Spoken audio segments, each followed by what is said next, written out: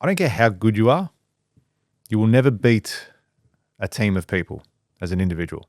So many people struggle employing people. Do you find that in business?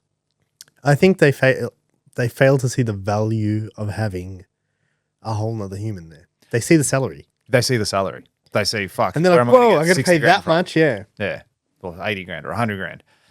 And the mentality is like, oh, no, I'd rather just keep that and do the work. Yeah. And it's a broken mentality. Yeah, it is. They're playing small. They're playing real small. And they're always going to be limited with their time. There's only so much they can do in a day. And it's not until you get that. I think that first hire is probably always the scariest and always the one that takes the longest. But once you hire one, then it's easier to hire two, then hire three, then hire four. And there's companies out there that hire hundreds and thousands of people, and you're scared about hiring one. But hiring is just one small aspect of it. It's then getting the really good people and keeping the really good people and keeping them motivated and having them as high performers. Sorry. Sorry, go. I was going to say there's a lot of different aspects. Do you think people have a different bar for high performance? Yeah, absolutely. It's interpretation, isn't it? Well, yeah, it's open to interpretation. I guess there's no measuring stick. Yeah. Yeah, it's going to be each person's experience on what they have had over the years of working in a business or as an employee, and then putting that to other people as well. But it's good to have some benchmarks because there is a level of exceeding and there is a level of being really shit as well. Yeah. Yeah. But we have a natural bias. Without a doubt. Like a very natural bias to think that, I do, yes, I work hard. Dude, I know someone. He is arguably the worst worker. Wow. I have ever seen in my life. Like, hey, there's nowhere to speak about Simon. You This can guy- bag him because I know he's not even going to listen to this He's not episode. gonna listen to this. But this guy would make Simon look like he's fucking Alex Hormozy. Shit, that's bad. That's low. Yeah, this is like just lazy, doesn't careless, doesn't think things through. And you ask him if he works hard, and he'll say, "Yeah, I work pretty hard." Yeah, so I wouldn't say I'm the hardest worker, but I work hard. Yeah, for sure. Well, the fact that you're even saying that, I'm not the hardest worker. Well, oh, dude, this person is a person who doesn't work hard at all. Yeah. Like, at all. Like, let me give you context. Because you're thinking now, they come in and they do their 40 hours a week. Clock out, yeah. No, they don't do that. Yeah, you're like, what are you doing? What have you done all week? Oh, I worked all week. Like, how many days do you work? 2.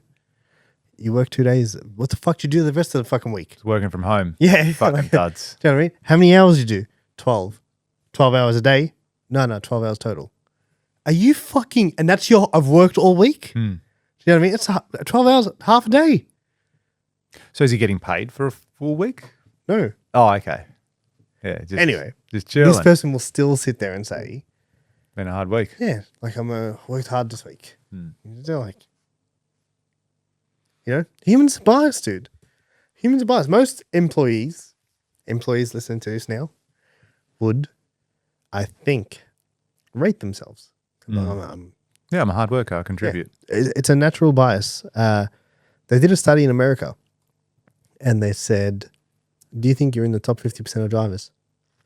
And 90% of people said yes. Physically impossible. Yeah, exactly. Impossible. Yeah.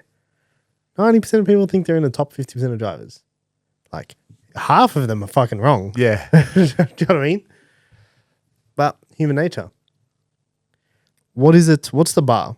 For people listening to this and they're like, all right, cool, tell us. You just dissed us all.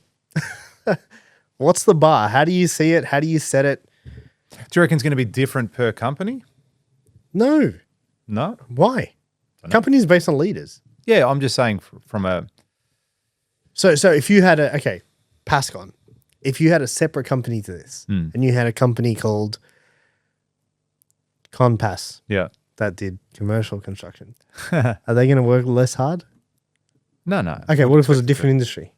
What if it was a Builder Elite? Do you hire someone in Builder Elite? Say, hey, Builder Elite, we don't work as hard. The bar's much lower in Builder Elite. Yeah. I don't expect you to. Do you say that? No, not at all. Yeah. Not at all. Why? Not at all. Why not? Well, I'm basing the bar off my own personal experience. So what I determine as being a high performer is going to be different to what you and what anyone else may have. But I think there's a level of, when you're a high performer, I think you can see your results tend to speak for themselves with whatever industry you're in. So whether there's if you're a salesperson and you're you're closing 20%, but then there's other people out there closing 50 or 80%. Well, then there's a disconnect there. But he might have worked really hard for those 20%, but maybe there's something he doesn't know or not learning or not applying to close the rest. So what are because you just gave a really good example of skill versus effort. Yeah. Yeah, that's right. Yeah. What determines high performance?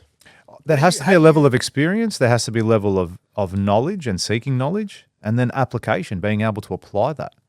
Because you could be the most educated person in the world. So you can't be a high performer if you lack experience? No, but experience helps, especially to make the right moves. Yeah, but that's... So a high-performing person that's been in the role for 1 year and a high-performing person that's been in it for 10, there would be a difference there as far as efficiencies are concerned. There would have to be. There's experience. There's no compression algorithm for experience. Sometimes you have to do the push-ups.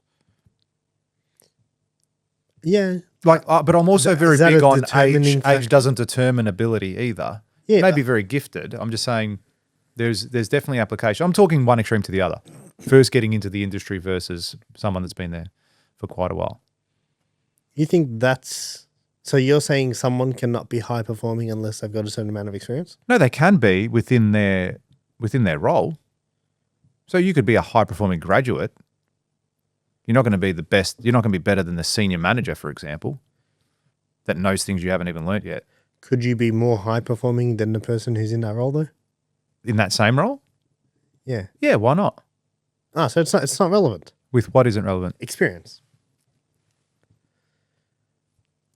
With the same level of experience, you're saying, in that role, in a graduate role? What? You're saying I just said a graduate role, and you said another person in that graduate role. No, I'm saying, could someone in a graduate role be deemed a higher performer than someone who is in a senior role? In a senior role.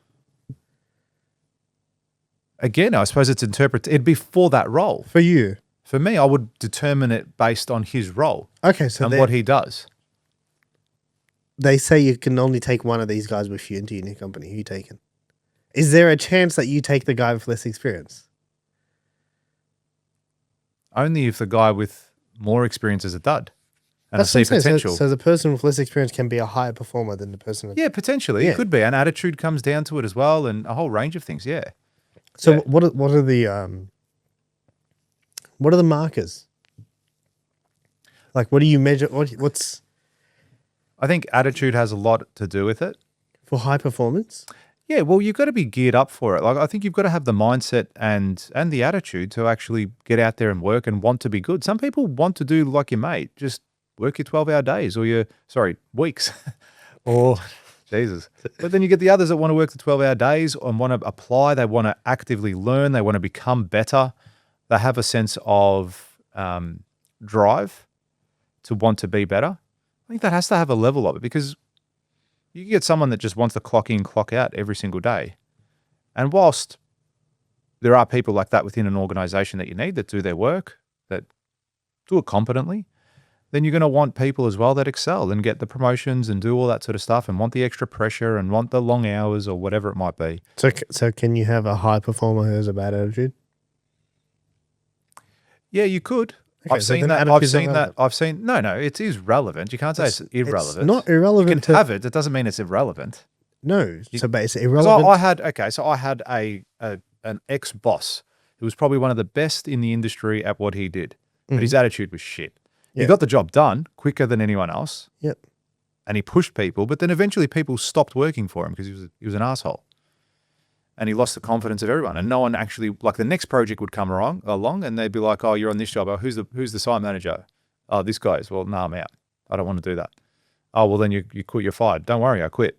Like, I've seen that happen. I've seen people quit because of who they were working with because he was such an asshole. Now, he was the best at what he did, but his attitude and the way he handled people was rubbish. If you like that clip and you want to watch another one, click just over here. And if you want to watch the full episode, click just over here. Don't forget to subscribe to the channel, and thanks for watching.